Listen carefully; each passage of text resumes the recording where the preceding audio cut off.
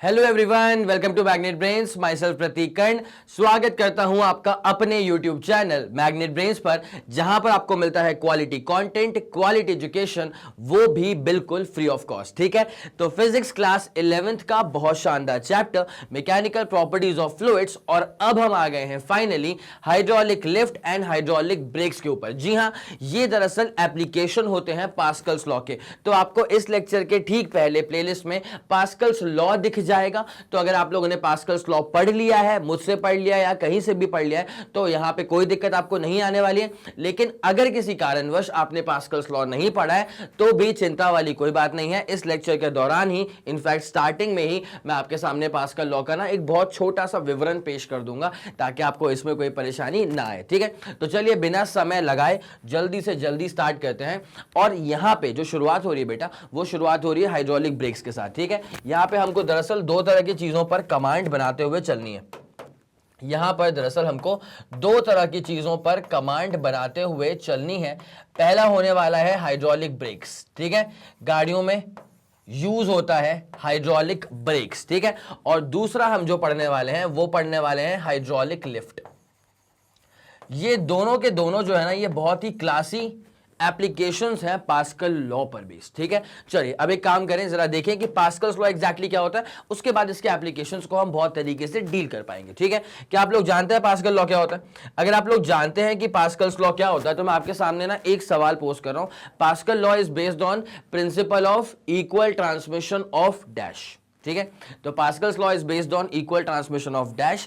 अब आपने अगर पढ़ के रखा हुआ है तो जल्दी जाइए कमेंट सेक्शन के अंदर और लिख दीजिए, सर इस टाइम स्टैम्प पे आपने ये पूछा कि pascal law is based on equal transmission of what, और ये रहा इसका आंसर। ठीक है, कर ले वो वाला काम। चलो ठीक है, अब एक काम करो, वापस आ जाओ, वीडियो को प्ले करो। तो बेटा Pascal's law is based on equal transmission of pressure. ठीक है, अब वो एग्जैक्टली कैसे काम करेगा मैं आपको बताता हूं। देखो पास्कल्स लॉ क्या होता है, पहली बात तो ये समझो, पास्कल के नाम पे किसकी यूनिट है बेटा? पास्कल के नाम पे यूनिट है प्रेशर की। किसकी यूनिट है? प्रेशर की यूनिट है। तो कुछ ना कुछ प्रेशर के साथ ही लेन देन होगा।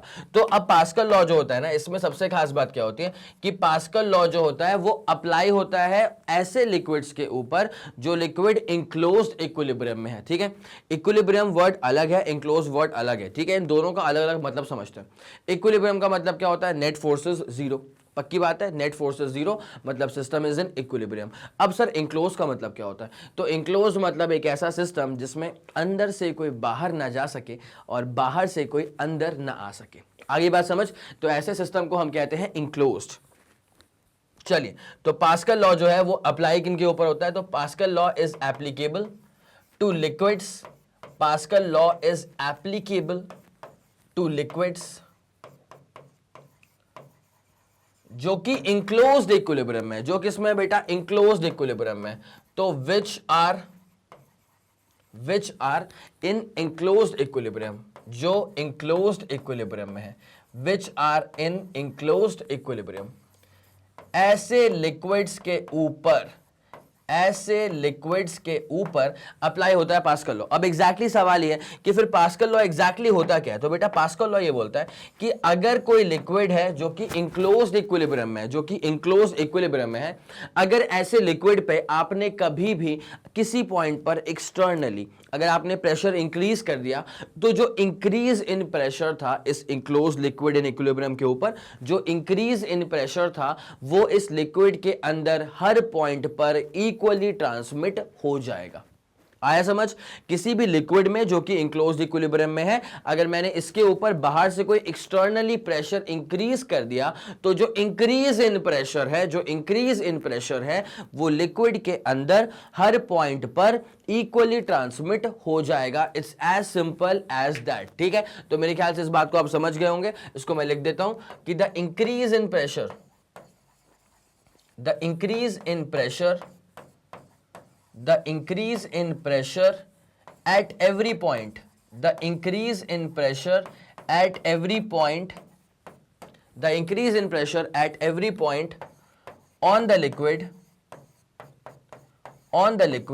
बेटा ये बहुत ही इंपॉर्टेंट चीजें हैं। ठीक है, इसको आप मेरे साथ साथ नोट करते हुए चलिए, उसके बाद ब्रेक्स पाएंगे, मजा आ जाएगा। ठीक है, तो increase in pressure at every point on the liquid is equally transmitted to is equally transmitted to, इसलिए मैंने कहा था कि जो प्रेशर है ना वो इक्वली ट्रांसमिटेड हो रहा है, ठीक है, वो इक्वली ट्रांसमिट हो रहा है, is equally transmitted to all the points, to all the points inside the liquid, to all the points inside the liquid, to all the points inside the liquid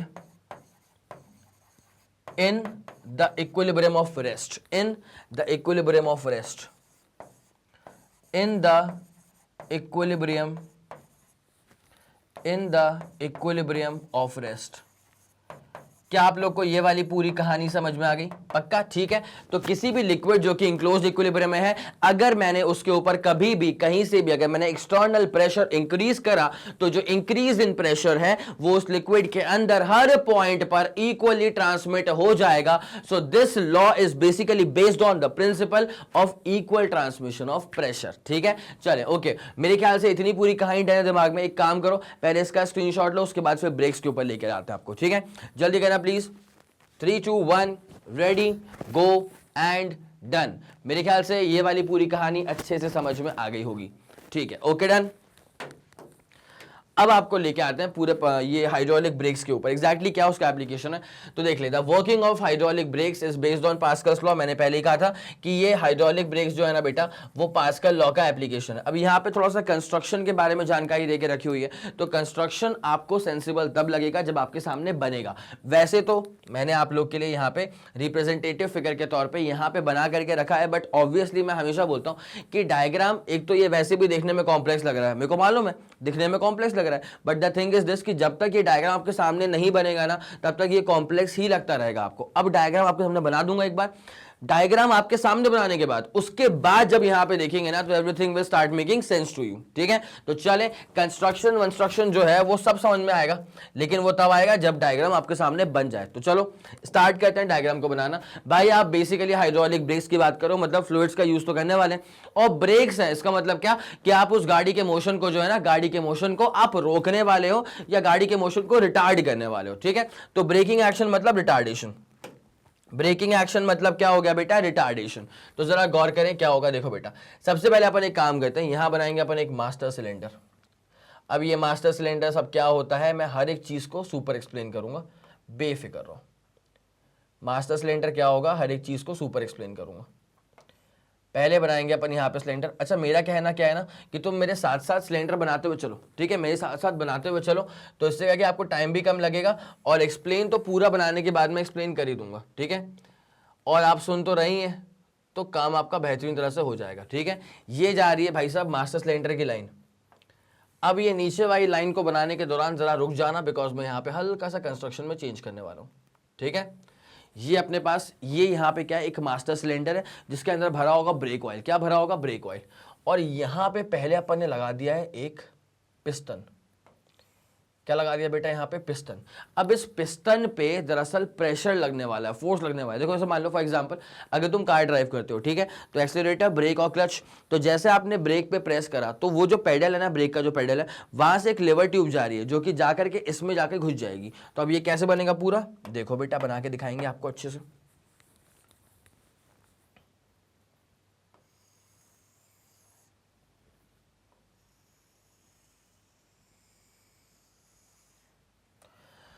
देखिए, अब ये अपने पास लेवर हो गया। अब यहां पे बनेगा इसका पूरा ब्रेक पेडल। ये है आपका ब्रेक पेडल, आपने इस पे लगा दिया है फोर्स। ये था आपका ब्रेक पेडल, आपने इस पे लगा दिया है बहुत ही शानदार अमाउंट का फोर्स। ठीक है, तो ये लगाते हैं अपन फोर्स, ये लगा दिया आपने बहुत ही शानदार अमाउंट का फोर्स। चलिए, अब इस फोर्स को अपन F बोल देंगे, कोई दिक्कत वाली बात नहीं है। ठीक है, डिनोशंस अभी से ही रेडी रखो भाई, डिनोशंस अभी से ही रेडी रखो। इसको मैंने बोल दिया F। ठीक है, ये मेरे पास फोर्स अप्लाइड हो चुका है, कोई दिक्कत वाली बात नहीं है।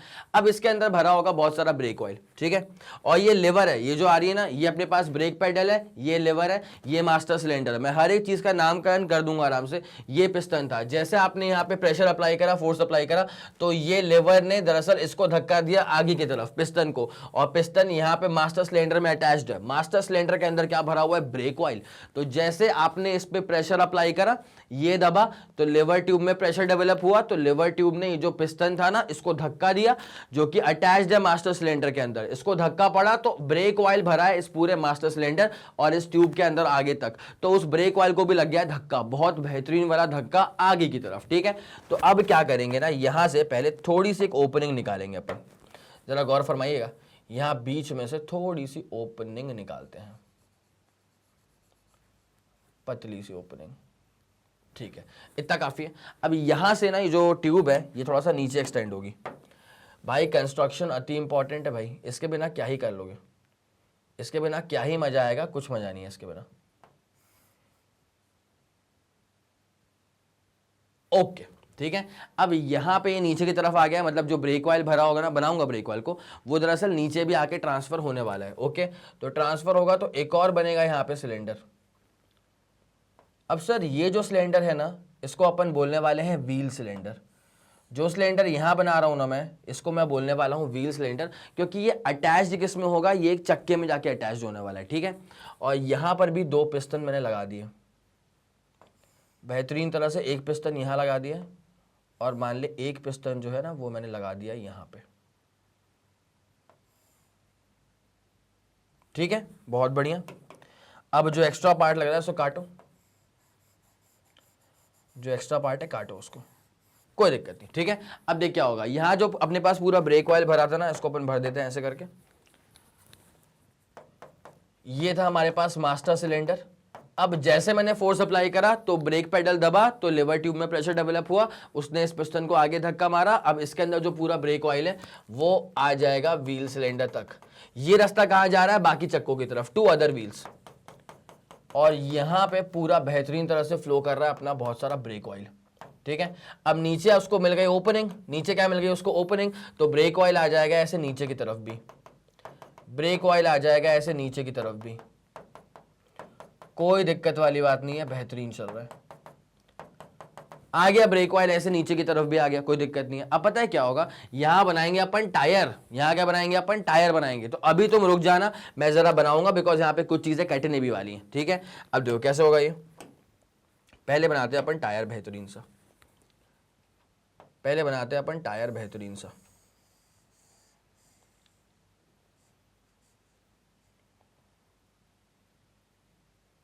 ठीक है, एक सेक्शन ये बन गया अपना। ठीक है, अब बनाते हैं एक सेक्शन यहां से।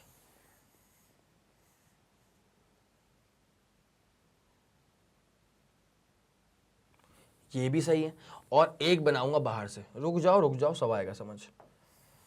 अभी जब हटाऊंगा ना तो सब पल्ले पड़ेगा। सटीक, बेहतरीन, बहुत जबरदस्त। ठीक है, अब जरा गौर करें क्या होगा यहां पे बेटा, ये ना यहां पे जो पूरा मसला है, यहां का जो पूरा मसला है ये हटने वाला है थोड़ा सा। तो इसको मैं जरा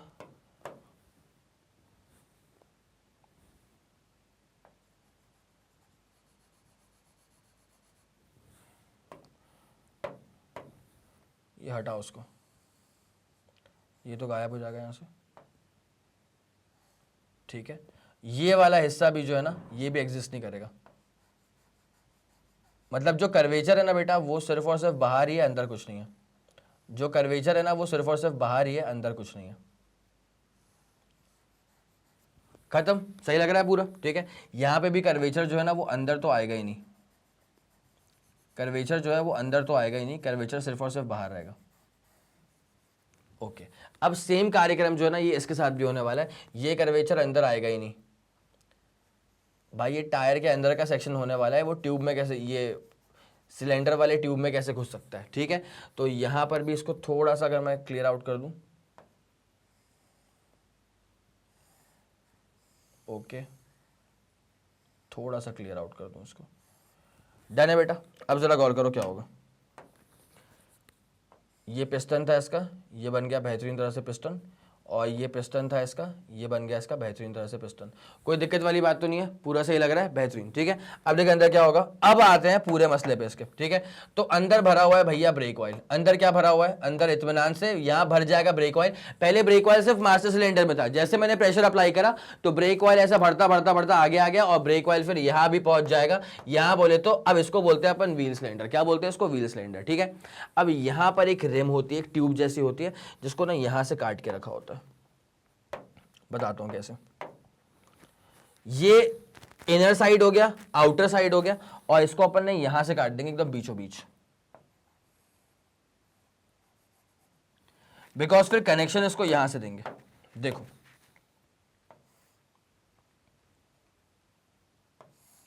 ये जुड़ गया ऐसे करके, कोई दिक्कत वाली बात तो नहीं है।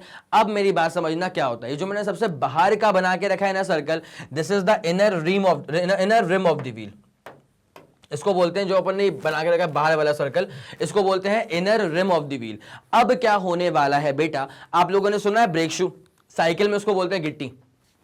ब्रेक शू का मतलब क्या होता है, साइकिल में उसको बोलते हैं गिट्टी। ऐसे मान लो यार आगे वाला टायर है, तुमने ब्रेक दबाया आगे वाला, तो वो दो ऐसे रबर पैड नहीं होते हैं जो चिपक जाते हैं रिम ऑफ द व्हील के साथ, और उसी की वजह से तो ब्रेक लग जाता है। कभी कभी क्या होता है, किसी किसी साइकिल में ना एक गिट्टी टूट जाती है, तो क्या होता है जब वो ब्रेक अप्लाई करता है ना, तो ब्रेक ढंग से अप्लाई होते ही नहीं है। आया समझ के नहीं, तो वो भैया बोलते हैं कि भैया गिट्टी चेंज करनी पड़ेगी इसकी। तो गिट्टी क्या होता है बेटा, उसको अपन बोल देते हैं ब्रेक शू। क्या बोल देते हैं, ब्रेक शू। अब जरा गौर करें, अच्छे से ध्यान दीजिएगा यहाँ पे। तो क्या हो रहा है, ये अपने पास एक अंदर की तरफ एक ट्यूब था, और ये बाहर वाला क्या हो जाएगा बेटा, रिम ऑफ द व्हील।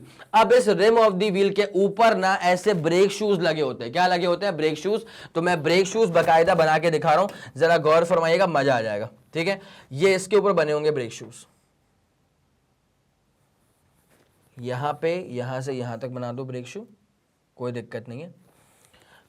और यहां पे बनाते हैं, यहां से लेकर के यहां तक बराबर से ले रहा हूं उसको, और क्या। ठीक है, अब देखो क्या होने वाला है यहां पे।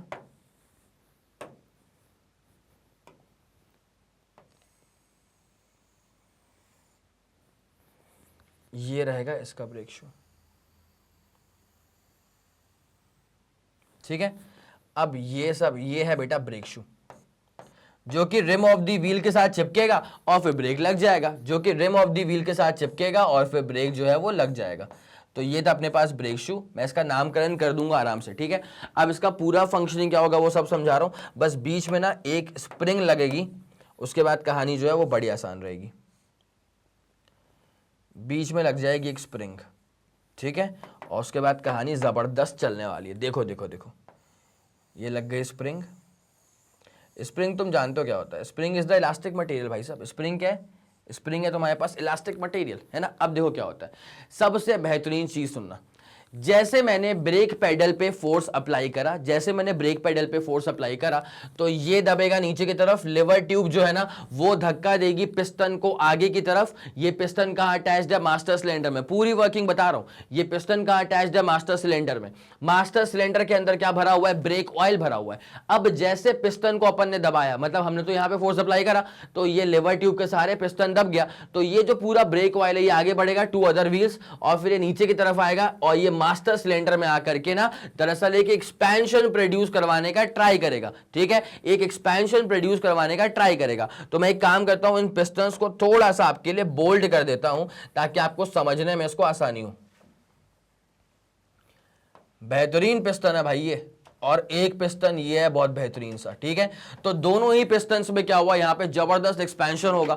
जब ये दोनों पिस्टन्स में एक्सपेंशन होगा, तो ये जो ट्यूब है बेटा ये हल्की सी फूल जाएगी। ठीक है, और जब ये ट्यूब हल्की सी फूल जाएगी, तो जो इसका ये ब्रेक शू है ना, इसका जो ये ब्रेक शू है वो दरअसल आगे जाएगा, एक्सपैंड करेगा, और जब एक्सपैंड करेगा तो ये जो inner rim of the wheel है उसमें जाके चिपक जाएगा ब्रेक शू। ये वही कहानी नहीं होगी कि आप चलाते हैं साइकिल, ब्रेक दबाते हैं, जो गिट्टियां होती है, जो ब्रेक शूज होते हैं, वो चिपक जाते हैं आगे वाले टायर के स्टील रिम के साथ। ठीक है, चिपक जाते हैं मतलब जब तक ब्रेक दबा के रखा है तब तक वो चिपक जाते हैं। ठीक है, छोड़ोगे ब्रेक तो वापस शेप में आ भी जाएंगे। वहां पर भी प्रॉपर्टी है इलास्टिसिटी वाली।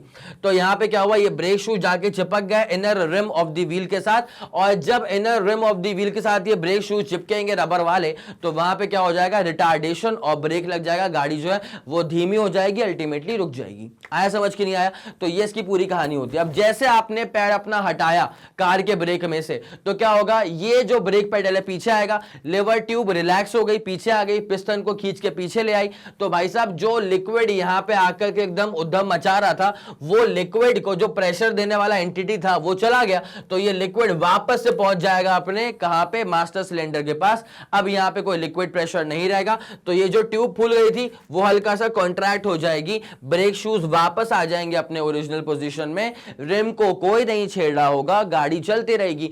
अब ये जो पूरा ट्यूब है इसको पीछे लाने के पीछे का जो काम है वो कौन करता है, स्प्रिंग। जैसे आपने प्रेशर को रिलीज करा तो ये स्प्रिंग जो है वो वापस अपनी शेप को रीऑक्यूपाई कर लेती है, इसलिए वो दब के ऐसे हो जाती है, तो ये पूरा ट्यूब पीछे आ जाता है, ब्रेक शूज को पीछे खींच लाता है, तो अब ब्रेक शूज जाकर के नहीं चिपक रहे हैं रिम ऑफ द व्हील के साथ, तो ब्रेक अप्लाई नहीं हो रहा है। आया समझ? तो ये मैंने पूरी वर्किंग बता दी आपको। अब मैं आपके सामने पूरा डिनोशन करूंगा, लेबलिंग करूंगा, और लेबलिंग करने के साथ साथ भी आपको बताते हुए चलूंगा, तो बेहतरीन तरह से बात जो है वो आपकी समझ में आ जाएगी। तो तब तक के लिए जल्दी आप इसको नोट डाउन करें, उसके बाद फिर कहानी को आगे बढ़ाते हैं। जल्दी करेगा प्लीज। चलें ठीक है, फिर बहुत शानदार, इसको आप लोगों ने बना लिया होगा बेहतरीन तरह से। अब आ गया है मौका इसकी लेबलिंग करने का, तो जल्दी बिना समय लगाए लेबलिंग करते हैं इसकी। तो वहां पे आपने फोर्स को अप्लाई कर दिया, अप्लाइड फोर्स हो गया। Now this is the brake pedal, this is the brake pedal. बेटा BREAK वाला मत कर देना, उसका मतलब होता है तोड़ना, ठीक है, वो मत कर देना। तो this is the brake pedal. अब उसके बाद क्या होता है, ये अपने पास ब्रेक पेडल था, उसके बाद जो ये जा रहा है ना, दिस इज द लिवर या लिवर ट्यूब बोल दो, ठीक है, what ever you feel like. अब ये जो पिस्टन है, ये पिस्टन है बेटा मास्टर सिलेंडर का, ठीक है। तो मैं इसको थोड़ा छोटे शब्दों में लिखता हूं ताकि आसान रहे लिखना। कलर कौन सा ले लेते हैं, ये वाला। सो दिस इज द पिस्टन। कौन है पिस्टन, ये है पिस्टन, ठीक है। उसके बाद ये जो चीज है ना बेटा, इसको अपन M से करेंगे रिप्रेजेंट। M का मतलब यहां पे क्या होता है, मास्टर सिलेंडर। तो यहां पे M जो लिखा हुआ है ना, this basically used for representing master cylinder, जिसके अंदर पूरा ब्रेक ऑयल भरा हुआ है, जिसके अंदर पूरा ब्रेक ऑयल भरा हुआ है। अब ये रास्ता कहां जा रहा है बेटा, तो ये रास्ता जा रहा है टू अदर व्हील्स। ये रास्ता कहां जा रहा है बेटा, तो ये रास्ता जा रहा है to other wheels, to other wheels. कोई दिक्कत वाली बात तो नहीं है, ठीक है। उसके बाद यहां पे एक सिलेंडर है, देखो यहां पे एक पिस्टन है बेटा, इसको बोल देंगे P1 और इसको बोल देंगे P2। तो ये P1 P2 जो है ना वो व्हील सिलेंडर का पिस्टन है। अब ये व्हील सिलेंडर क्या है बेटा, तो ये रहा C का मतलब क्या होगा बेटा, C का मतलब होगा यहाँ पे wheel cylinder. It's as simple as that, कोई दिक्कत वाली बात नहीं है, ठीक है। अब उसके बाद यहाँ पे क्या हो जाएगा, ये जाएगा ब्रेक शू, तो ये आ जाएगा S1 और S2। तो S1 और S2 जो है ना बेटा, these are the brake shoes, these are the brake shoes।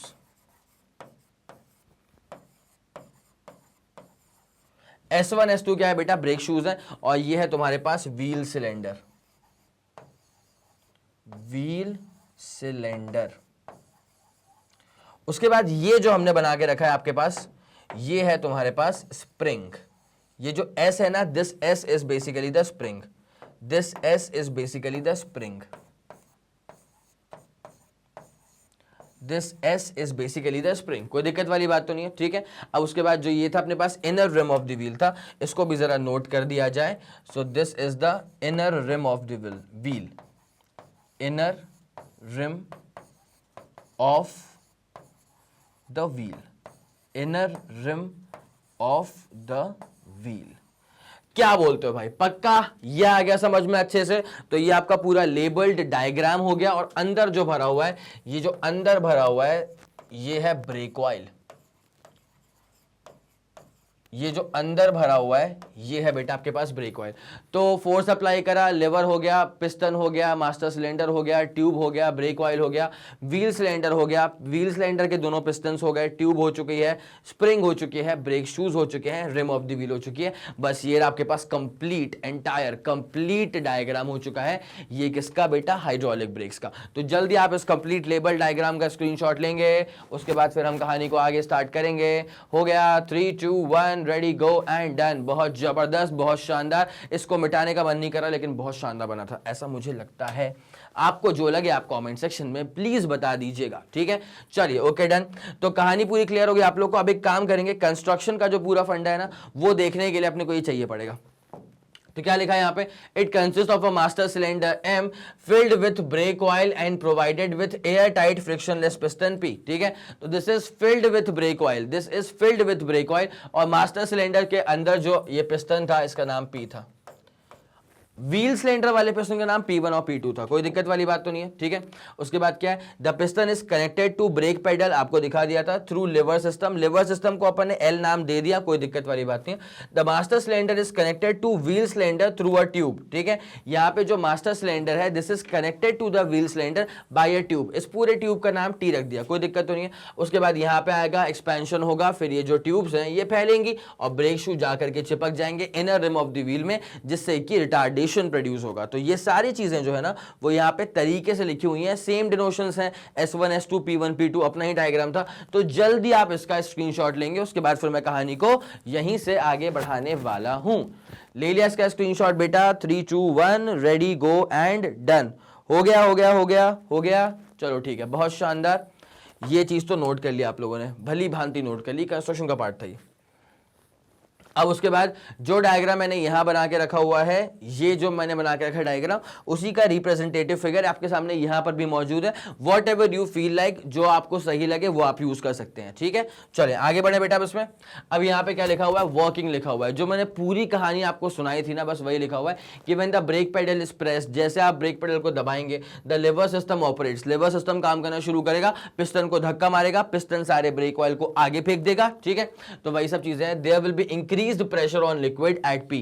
अब जो आपने प्रेशर अप्लाई करा एट द ब्रेक पेडल, जो आपने प्रेशर अप्लाई करा था बेटा एट द ब्रेक पेडल, ये लिक्विड जो है ना पूरा वो इंक्लोज्ड इक्विलिब्रियम में। कैसे बना, ये पास्कल्स लॉ का एप्लीकेशन। ठीक है, तो जो प्रेशर आपने यहां पे डेवलप करवाया, तो ये जो लिक्विड है वो दरअसल एक ऐसा लिक्विड है जो कि इंक्लोज्ड इक्विलिब्रियम में है। तो जो प्रेशर यहां पे डेवलप करवाया वो इस पूरे लिक्विड के अंदर हर पॉइंट पर इक्वली ट्रांसमिट हो गया। तो जो प्रेशर वहां डेवलप करवाया वही प्रेशर से ये लिक्विड यहां को जा रहा है, वही प्रेशर से ये लिक्विड यहां को जाने को तैयार है ब्रेक ऑयल, और वही प्रेशर से ये लिक्विड यहां को जाने को तैयार है ब्रेक ऑयल। ठीक है, तो ये पिस्टन धक्का खाएगी ना, और ये पिस्टन के बाद जो ट्यूब है वो फूल जाएगी, ब्रेक शू चिपक जाएगा रिम में जाकर के। ठीक है, तो वही कहानी यहां पे लिखिए।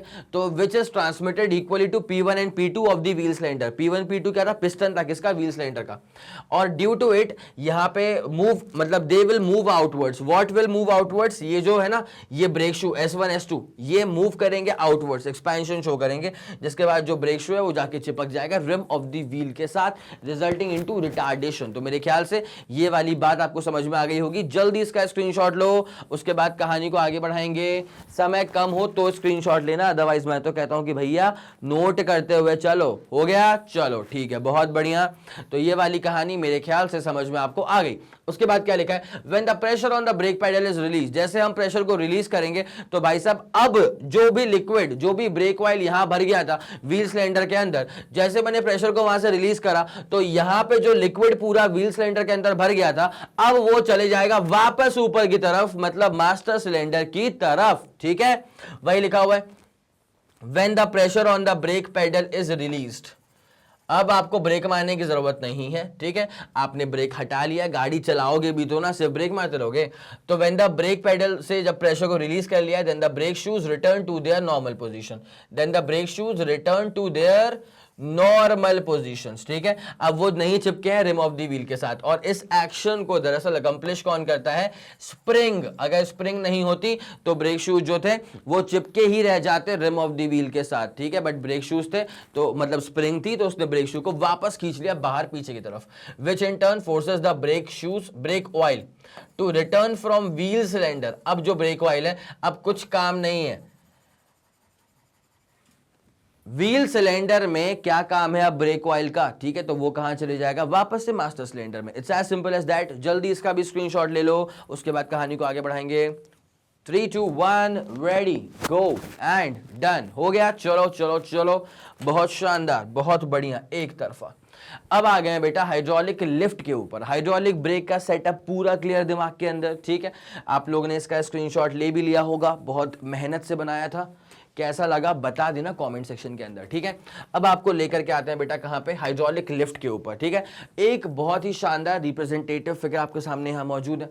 क्या हो गया, छोटा सा फोर्स अप्लाई करा लेकिन एक बड़ी सी कार जो है वो उठ गई। वही हुआ ना, छोटा सा फोर्स अप्लाई करा और बड़ी सी कार जो है वो उठ गई। तो ऐसा हुआ तो हुआ कैसे, और ये मशीन फिर है बड़ी काम की, क्यों, इनपुट छोटा आउटपुट बहुत शानदार, मजा आ गया, और क्या चाहिए। ठीक है, तो अब ये हुआ तो हुआ कैसे भाई, पास्कल्स लॉ का एप्लीकेशन है, तो पास्कल्स लॉ के बेस पे हुआ होगा। अब पास्कल का लॉ क्या बोलता है कि अगर आप कभी किसी पॉइंट पर अगर आप प्रेशर अप्लाई करते हो माफ कीजिएगा, अगर आप कभी किसी पॉइंट पर प्रेशर अप्लाई करते हो ऐसे लिक्विड में जो कि इंक्लोज्ड और इक्विलिब्रियम में, देखो यहाँ पे ये लिक्विड, यहाँ पिस्टन इंक्लोज कर दिया, पिस्टन ने इंक्लोज कर दिया, तो जो पूरा लिक्विड है वो इंक्लोज है ना और इक्विलिब्रियम में है। तो अगर किसी लिक्विड जो कि इंक्लोज इक्विलिब्रियम में होता है, अगर आपने वहां कभी भी किसी पॉइंट पर अगर प्रेशर इंक्रीज कर दिया या प्रेशर चेंज कर दिया, तो जो प्रेशर आपने इंक्रीज करा या जो प्रेशर आपने चेंज करा है, वो चेंज इन प्रेशर या वो इंक्रीज इन प्रेशर उस लिक्विड के अंदर हर पॉइंट पर इक्वली ट्रांसमिट हो जाता है। ठीक है, बस उसी पर बेस्ड है ये पास्कल्स लॉ का एक बहुत शानदार application which is hydraulic lift. अब क्या होता है इसके अंदर, मैं पूरी चीजें क्लियर आउट कर रहा हूं आपको। चलिए आ जाइए पहले यहां पे, उसके बाद पूरा सीन जो है वो क्लियर हो जाएगा। देखो भाई, वाइट से बनाएंगे यार, अपने हिसाब से ना मैं कुछ नामकरण भी करूंगा यहां पे।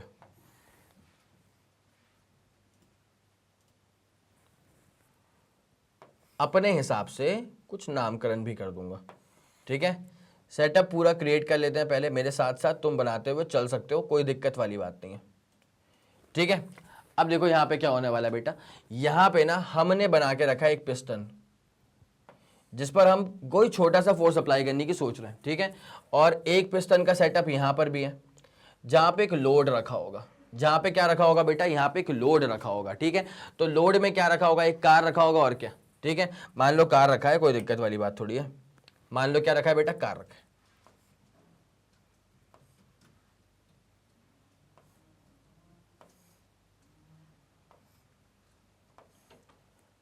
ठीक है, सटीक जा रहा है क्या, एक तरफा जा रहा है क्या, चलो भाई ये रखी अपन ने यहां पे कार।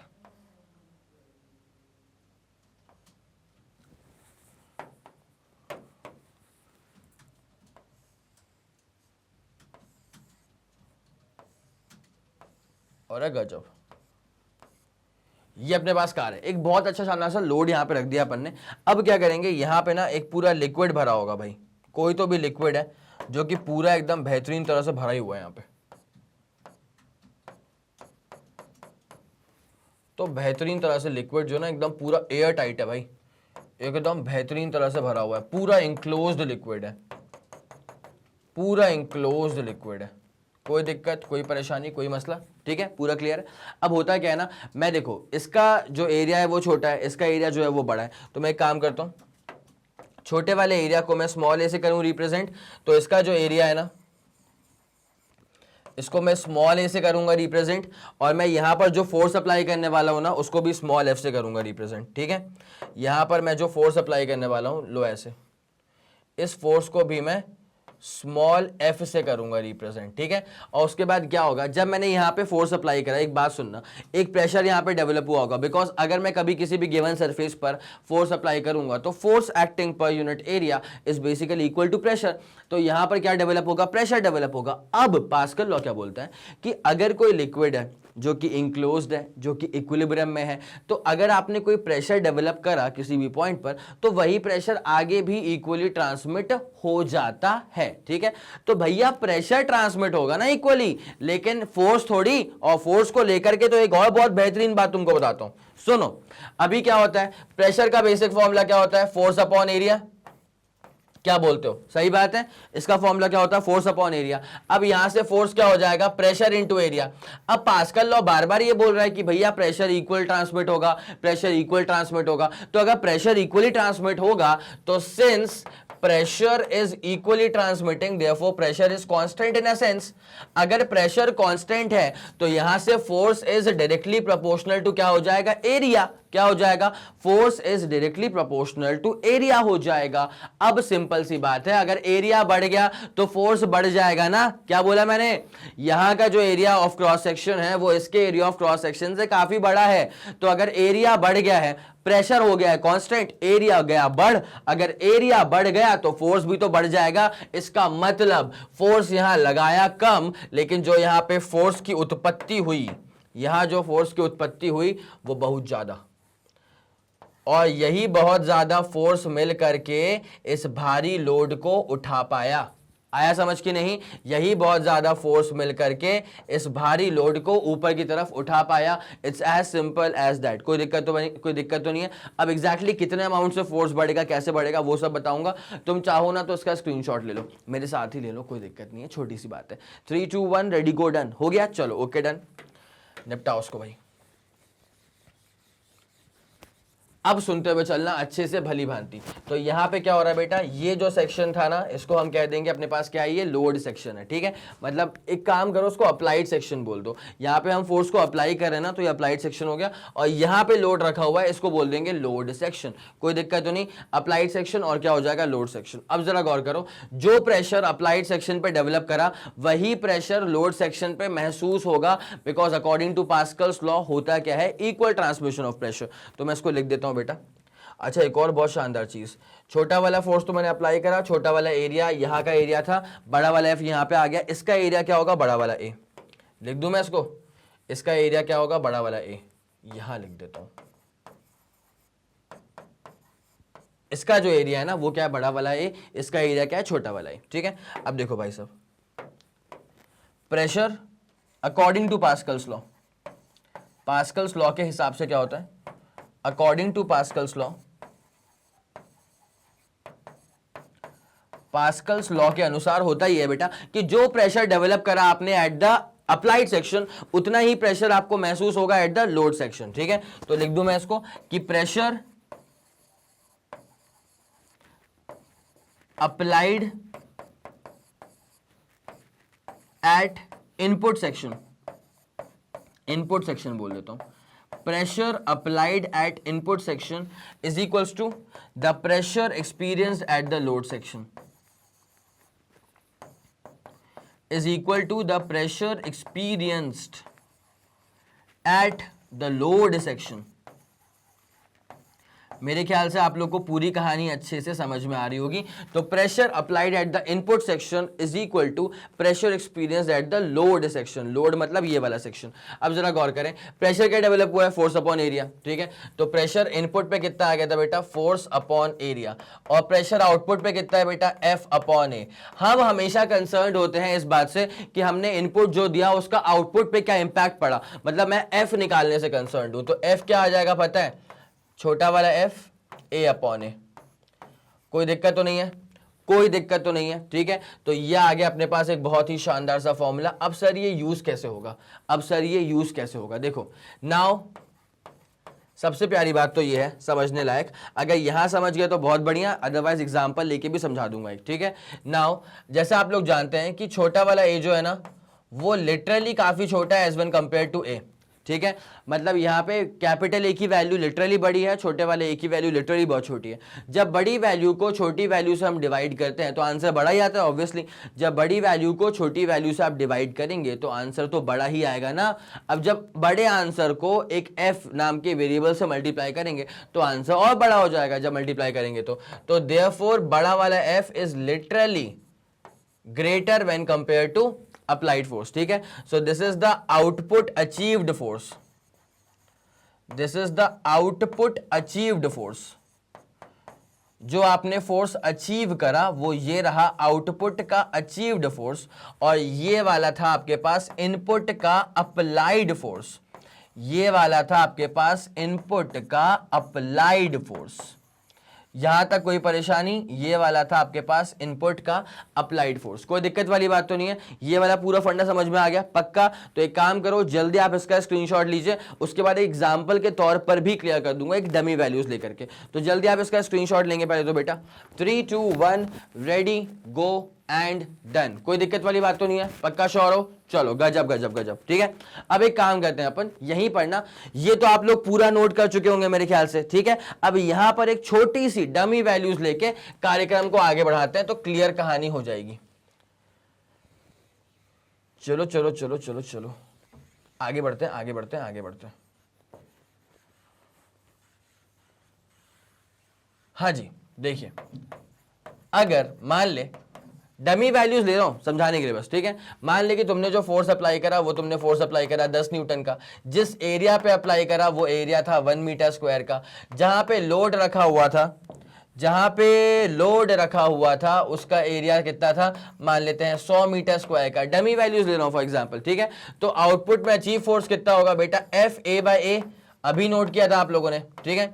तो यहां पे एफ कितना हो जाएगा भाई, अप्लाई कितना करा, अप्लाई करा 10, लोड के पास का एरिया कितना है 100, अप्लाइड वाले का एरिया कितना है 1, तो अप्लाइड फोर्स 10 का था, लेकिन जो अचीव हुआ फोर्स वो कितने का फोर्स अचीव हुआ, 1000 न्यूटन का। चमका कुछ आया समझ में? तो ये जो कारनामा हो रहा है, ये जो चमत्कार हो रहा है, इसके पीछे का रीजन क्या है, अरे एरिया का रेशियो, ठीक है, पक्का डन, पूरा क्लियर। चलो बेटा अब एक काम करें, इसको भी निपटाया जाए। एग्जाम्पल्स तो आप लोग लिख ही चुके थे, अब ये डायग्राम का स्क्रीनशॉट ले लो, उसके बाद कहानी को मैं यहीं से आगे बढ़ाता हूं।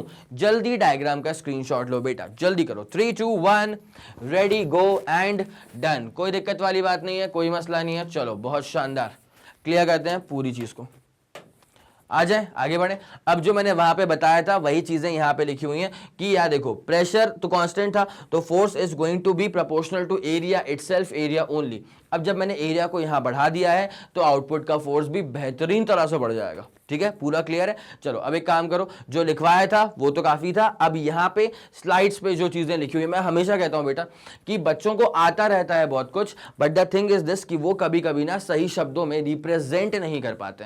तो रिप्रेजेंटेशन क्यों नहीं आ पाता, बिकॉज सही सोर्सेज से नहीं पढ़ा होता है, दैट्स वाई। लेकिन अब आप सही सोर्सेज में पढ़ रहे हैं, कोई दिक्कत आपके साथ नहीं आएगी। तो जो कुछ लिखा हुआ है यहाँ पे स्लाइड पे, एक तरफा चीजें हैं, जल्दी आप इसका स्क्रीनशॉट लेंगे और इसको भी नोट करते हुए चलेंगे। जल्दी करना इसको बेटा प्लीज, जल्दी, 3 2 1 रेडी गो एंड डन। कोई दिक्कत तो नहीं, चलो बेहतरीन, आ गया समझ।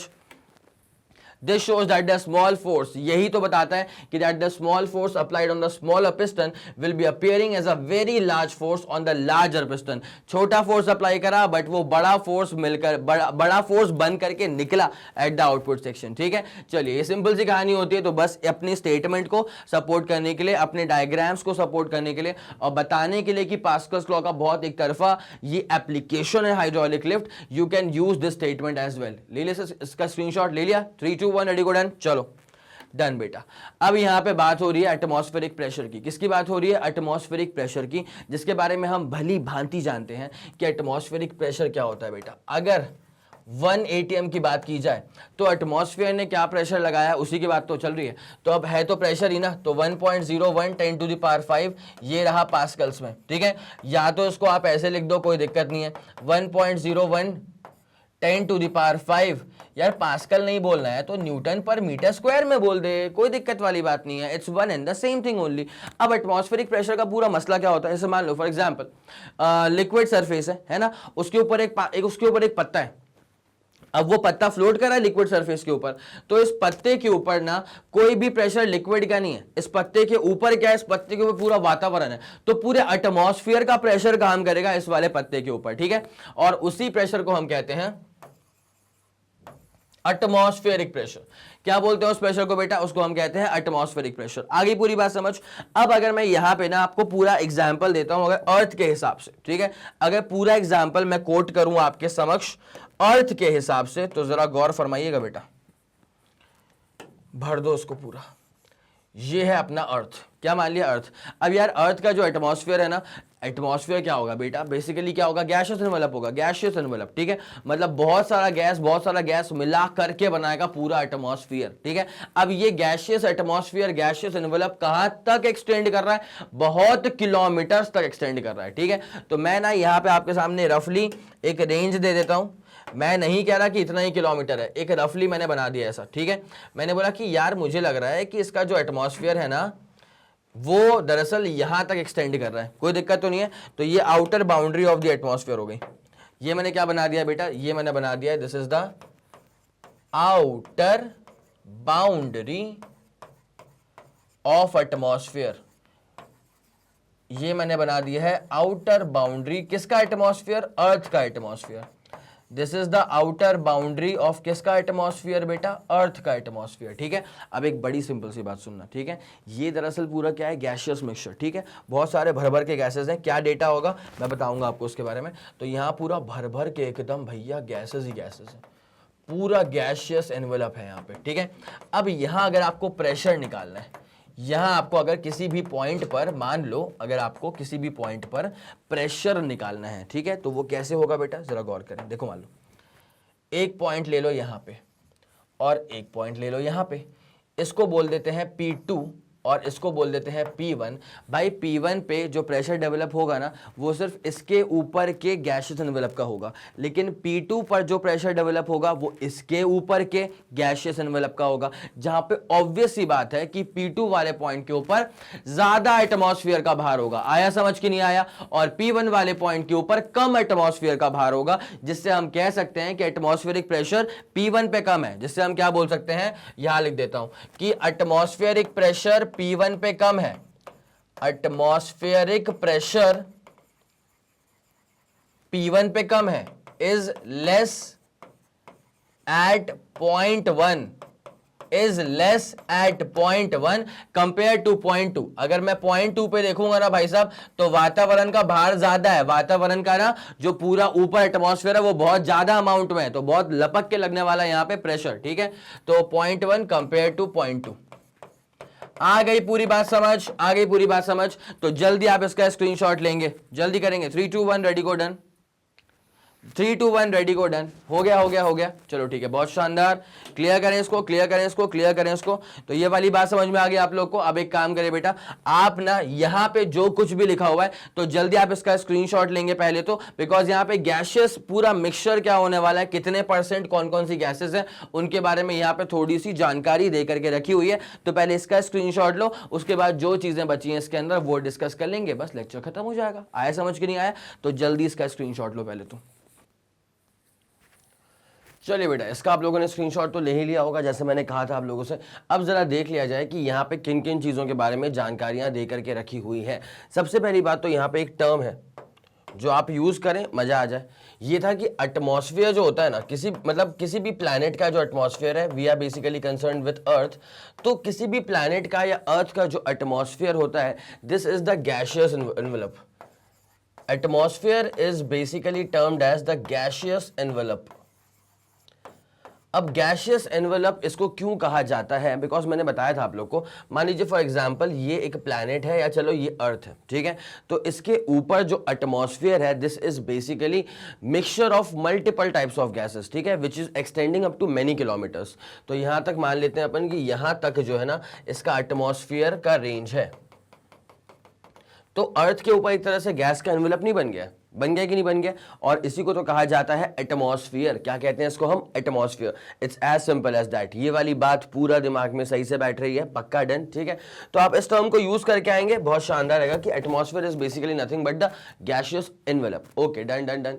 अब वही चीज यहाँ पे लिखी हुई थी पहले वाली लाइन के अंदर, स्क्रीनशॉट तो आप लोग इसका ले ही चुके थे। अब क्या लिखा है, the earth's atmosphere extends up to a height of many kilometre above the surface of earth. ये जो गैसियस एनवेलप है this is basically extending up to many kilometres. अब उसमें भी क्या होता है, गैसेस के बारे में हम एक बात जानते हैं कि गैसेस की जो इलास्टिसिटी होती है वो बहुत ही कम होती है। इसका मतलब गैसेस के अंदर कोई ऐसी टेंडेंसी नहीं है कि वो अपने किसी पर्टिकुलर शेप को बना करके रखेंगे, ऑक्यूपाई करके रखेंगे, रिटेन करके रखेंगे। तो अगर जैसे मान लो सॉलिड है, तो हम एक बात डिफाइन कर सकते हैं कि सॉलिड इतना ही स्पेस ऑक्यूपाई करेगा, ठीक है। लिक्विड के बारे में हम थोड़ा बहुत समझ सकते हैं कि चलो ठीक है इसके बियॉन्ड स्पेस ऑक्यूपाई नहीं करेगा, बट गैसेस यार, गैसेस के पास इलास्टिसिटी है ही नहीं। गैसेस को आप जितनी जगह दोगे वो उतना फैलेगा, आया समझ।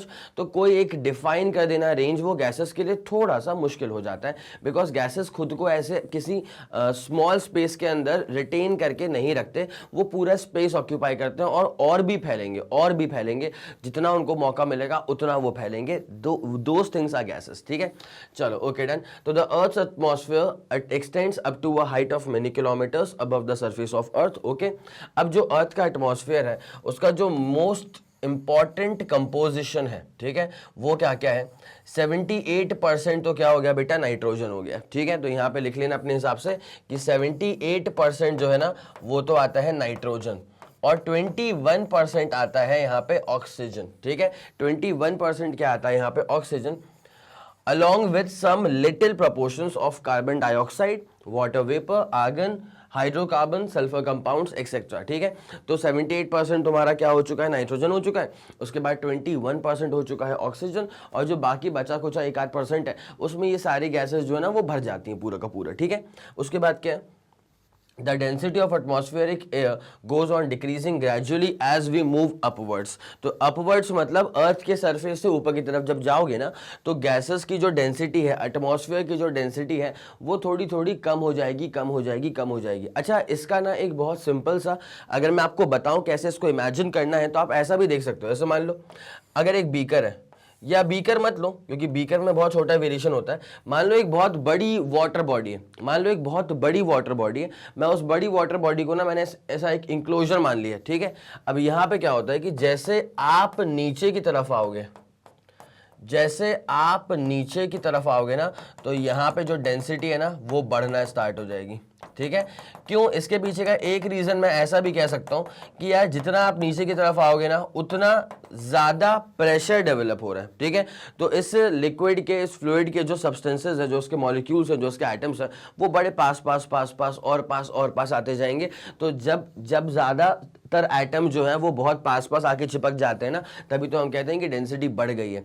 ऊपर की तरफ अगर गौर किया जाए तो यहाँ पे ऐसा कुछ नहीं है, यहाँ पे ज्यादा भार नहीं पड़ रहा है, तो ज्यादा एटम जो है ना वो उतने पास नहीं आ पा रहे हैं। लेकिन रिलेटिवली अगर आप यहाँ पे चेक करें, at the bottom of the fluid body check करें, तो यहाँ के जो मॉलिक्यूल्स हैं इनके ऊपर की तरफ का जो लिक्विड है उसका भार ज्यादा लग रहा है, ठीक है। तो इस वजह से भी इसके जो मॉलिक्यूल्स है वो बड़े पास आ जाएंगे। देयरफॉर हम एक बात कह सकते हैं कि जैसे आप नीचे आओगे, ध्यान देना, जैसे आप नीचे आओगे तो डेंसिटी जो है वो बढ़ती है ना। मैं ये नहीं कह रहा हूं कि बहुत ज्यादा अमाउंट से वेरिएशन आएगा, लेकिन हाँ स्लाइट वेरिएशन तो ऑब्वियस है। तो जैसे आप नीचे की तरफ आएंगे ना तो फिर डेंसिटी बढ़ेगी। अब इसका उल्टा सोच लो, नीचे की तरफ आने पर अगर डेंसिटी बढ़ रही है तो ऊपर की तरफ जाने पर डेंसिटी कम हो रही होगी। Same goes with the atmosphere as well, ठीक है। अर्थ था, गैसियस एनवेलप था, तो जैसे आप नीचे की तरफ आओगे मतलब अर्थ की तरफ आओगे तो फिर एटमॉस्फेयर की जो डेंसिटी है वो बढ़ जाएगी, ऊपर की तरफ जाओगे डेंसिटी कम हो जाएगी। It's as simple as that. आ गई ये वाली पूरी बात समझ में, ठीक है। तो मेरे ख्याल से एक बार ये जो चीजें यहाँ पे लिखी हुई थी ना वो तो आप लोगों ने स्क्रीनशॉट ले ही लिया था, इसको अच्छे से बोल्ड कर लेना, नोट कर लेना, खासकर ये जो परसेंटेज थे ना कि 78% नाइट्रोजन, 21% ऑक्सीजन और बाकी ये सारी गैसेस 1-8% में अपना गुजारा बसारा कर लेती है, कोई दिक्कत वाली बात तो नहीं है, ठीक है। ये सब चीजें यूज करने से आपका आंसर जो है वो प्रेजेंटेबल बन जाता है, ज्यादा बेटर तरह से कॉपी चेक करने वालों को भी समझ में आता है कि पढ़ा लिखा बच्चा था, ठीक है।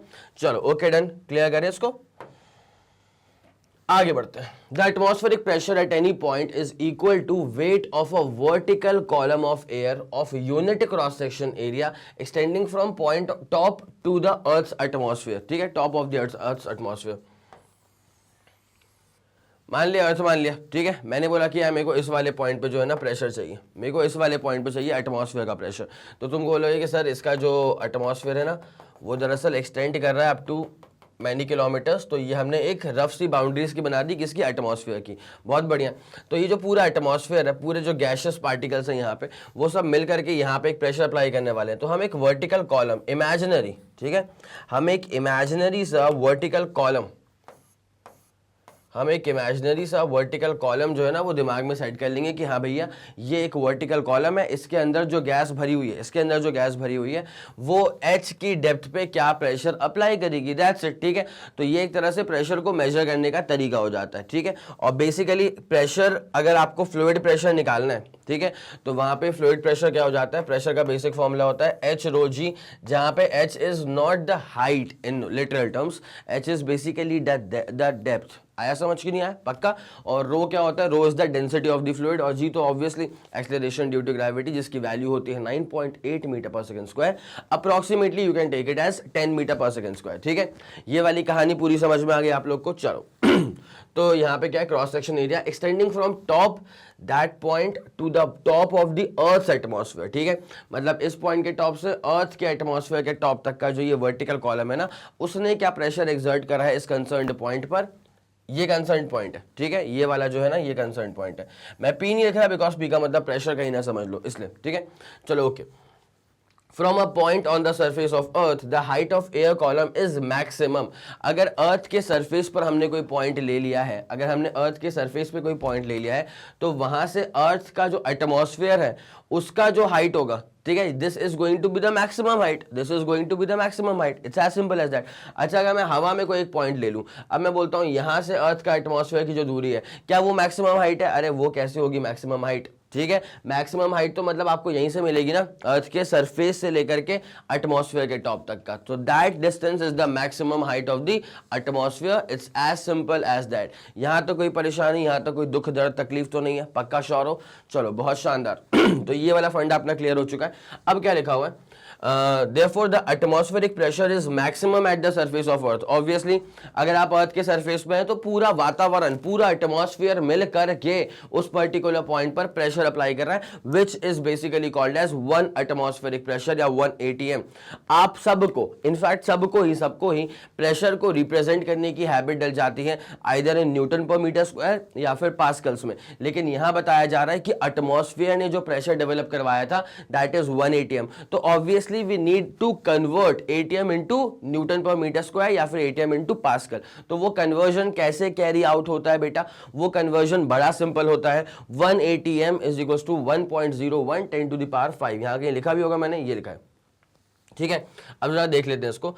The atmospheric pressure is maximum at the surface of earth, सही बात है, and goes on decreasing as we move up into the earth atmosphere. मैंने पहले बताया था कि जैसे आप ऊपर की तरफ जाओगे तो डेंसिटी भी फ्लूइड की थोड़ी सी कम हो जाती है और प्रेशर तो कम हो ही जाएगा, बिकॉज क्या भाई, अगर तुम इस वाले पॉइंट पर निकालोगे प्रेशर तो ये पूरा आपको एच लेना पड़ेगा, ठीक है, लेकिन अगर आप इस वाले पॉइंट पर निकालोगे प्रेशर तो इतना ही आपको एच लेके चलना पड़ेगा। तो जैसे आप ऊपर की तरफ जाओगे तो जो ये प्रेशर के अंदर जो एच आता है उसकी वैल्यू कम हो जाएगी ना। आगे समझ, पक्का आगे समझ में? तो as we move upwards fluid density भी कम हो जाती है और ये एटमॉस्फेयर का प्रेशर भी कम हो जाता है। तो एटमॉस्फेयर का जो प्रेशर है वो मैक्सिमम कहां पर होगा? वो मैक्सिमम होगा ऑन दी सरफेस ऑफ अर्थ। पक्की बात है, ये चीज दिमाग में अच्छे से डाल लो। अर्थ का जो एटमॉस्फेरिक प्रेशर है वो मैक्सिमम कहां पे आपको नजर आएगा? जब अर्थ के सरफेस पे आप पॉइंट लेके चलते हैं। कोई दिक्कत तो नहीं है? चलो बहुत शानदार। ओके, अब यहां पे क्या है? The value of atmospheric pressure on the surface of earth at sea level is called as 1 atmosphere. तो 1 ATM को ना थोड़ा सा डिफाइन करने के लिए ऐसा बता दिया गया है कि 1 ATM क्या होता है? The value of atmospheric pressure on the surface of earth at the sea level, on the surface of earth at the sea level is termed as 1 ATM। और 1 ATM क्या होगा? It is nearly equal to 1.013। हम इसको जब solve करते हैं ना तो मैं कई बार इसको 1.01 लेके चलूंगा, कोई दिक्कत वाली बात नहीं। तो 1.013 10 to the power 5 न्यूटन पर मीटर स्क्वायर, या फिर इतना ही पास्कल बोल सकते हो। और इसको अब CGS में भी कन्वर्ट करना होता है, तो CGS में कैसे कन्वर्जन आएगा? ये कन्वर्जन आएगा। तो एक काम करो, जल्दी आप पहले इसका स्क्रीनशॉट ले लेंगे, उसके बाद में CGS वाला कन्वर्जन जो है ना वो आप लोग को एक बार क्लियर कर देता हूँ। इतनी पूरी बात समझ में आ गई बेटा? इतना पूरा फंडा समझ में आ गया? 3 2 1 रेडी गो एंड डन। हो गया, ठीक है। अब जरा गौर करें तो पास्कल्स में या न्यूटन पर मीटर स्क्वायर में क्या है? 1.013 10 to the power 5, ठीक है। अब ये कैसे कन्वर्ट हुआ होगा CGS में? देखो, आपको ये पता होना चाहिए कि 1 न्यूटन बेटा कितने डायन्स होता है। अब ये जो मैंने आप लोग से सवाल पूछा है ये ऐसा नहीं है कि मैंने कोई पहली बार पूछा होगा, ये मैंने force and laws of motion chapter के अंदर भी पढ़ा करके रखा हुआ है बकायदा से, और मैंने बहुत बार डिस्कस भी किया होगा वर्क पावर एनर्जी चैप्टर के अंदर भी। अगर आप लोगों ने मिस किया है तो कोई दिक्कत नहीं है, जब भी समय हाथ लगे तो जाकर के प्लेलिस्ट में चेक कर लीजिएगा, वर्क एनर्जी पावर का डिटेल्ड एक्सप्लेनेशन टॉपिक वाइज भी आपको मिल जाएगा, ठीक है। अब जरा गौर करें, सवाल है 1 newton equal to how much dynes. काम क्या बनता है आपका? वीडियो को पॉज करना, कॉमेंट सेक्शन में जाना, टाइम स्टैंप मार्क कर देना कि सर इस टाइम पे आपने ये वाला सवाल पूछा था और सर जी ये रहा हमारा आंसर, ठीक है। चलिए बहुत बेहतरीन, मेरे ख्याल से आप लोगों ने काम कर दिया होगा। अब जरा वापस आ जाओ, वीडियो को प्ले करो। देखिए बेटा 1 न्यूटन जो होता है वो होता है 10 to the power 5 डायन्स।